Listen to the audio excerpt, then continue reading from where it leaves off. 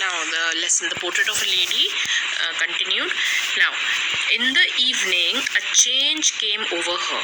She did not pray. So every day she used to pray, but now she was not praying. She collected the women of the neighborhood, got an old drum and started to sing. So she started singing, the old lady. For several hours she thumbed the sagging skins of the dilapidated drum. Dilapidated drum means the drum was not in a good condition due to neglect. It was in a very bad condition. So she brought that sagging and she was playing the with the drum. Thumbed the sagging skins of the dilapidated drum and sang of the homecoming of warriors. We had to persuade her to stop to avoid overstraining. We had to ask her not to overstrain herself. That was the first time since I had known her that she did not pray. The next morning she was taken ill. So she was ill. It was a mild fever and the doctor told us that it would go.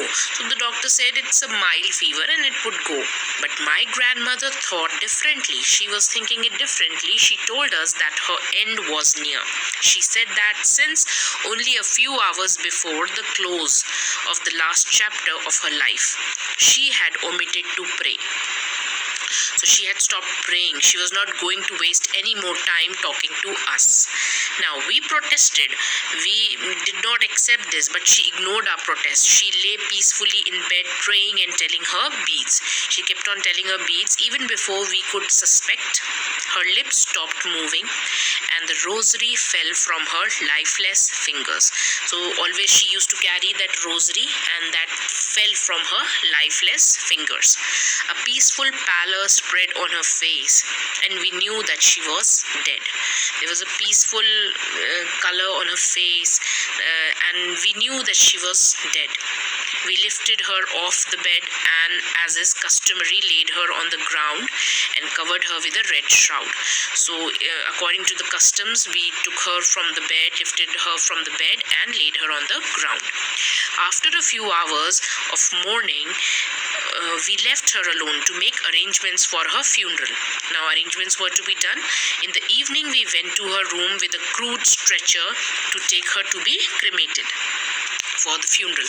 The sun was setting and had lit her room and veranda with a blaze of golden light. We stopped halfway in the courtyard. All over the veranda and in her room, right up to where she lay dead and stiff, wrapped in the red shroud, thousands of sparrows sat scattered on the floor. So there were thousands of sparrows on the floor. There was no chirping. We felt sorry for the birds, and my mother fetched some bread for them. The author's mother was feeling sorry. Oh, the little birds, the poor birds, because grandmother used to feed them, so they are hungry. Like that, they was thinking. So we felt sorry for the birds and my mother fed some bread for them. She broke it into little crumbs the way my grandmother used to and threw it to them. The sparrows took no notice of the bread. The birds did not look towards the bread. When we carried my grandmother's corpse off, the dead body of a person is known as corpse. C-O-R-P-S-E, corpse, and dead body of an animal is known as carcass, C-A-R-C-A-S-S. So here, grandmother's corpse off. When we carried my grandmother's corpse off, they flew away quietly. They were moving along. They were flying quietly with it. Next morning, the sweeper swept the breadcrumbs into the dustbin. So the birds also showed respect. They were also mourning in their own way. They were silent. They didn't eat the bread. So we can see that the birds also have emotions. They were also showing their feelings. They were feeling sad. So this is the lesson.